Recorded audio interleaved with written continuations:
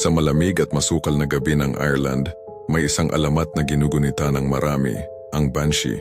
Kilala siya bilang isang babaeng multo na nagpapakita sa mga pamilya upang bigyang babala ang nalalapit na kamatayan ng isa sa kanilang mahal sa buhay. Ayon sa kwento, maririnig ang kanyang matinis at malungkot na pag-iyak. Isang ungol na tila sumasalamin sa matinding pighati at kalungkutan.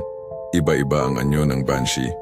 Minsan ay matandang kuba na may puting buhok, minsan ay isang batang babae na may mahahabang buhok na tila kumikislap sa liwanag ng buwan, at may mga pagkakataon ding nagiging isang magandang dalaga na may malaanghel na anyo. Pinaniniwala ang nagugat ang alamat sa mga sinaunang kwento ng Celtic tungkol sa mga espiritu ng kalikasan at mga babaeng tagapagbantay ng pamilya na may kapangyarihang makita ang hinaharap. May mga tunay na kwento ng mga pamilya na nagsasabing narinig nila ang iyak ng Banshee bago mamatay ang isang mahal nila, na nagdulot ng takot at pag-aalala sa buong komunidad.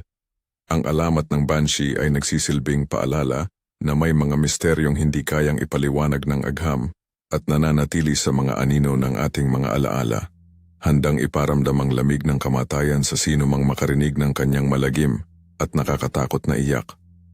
Sa bawat pag-iyak ng Banshee, tila ba sumisigaw ang kaluluwa ng isang nalalapit na pagpanaw na nagiiwan ng bakas ng takot at pagdadalamhati sa puso ng mga nakarinig.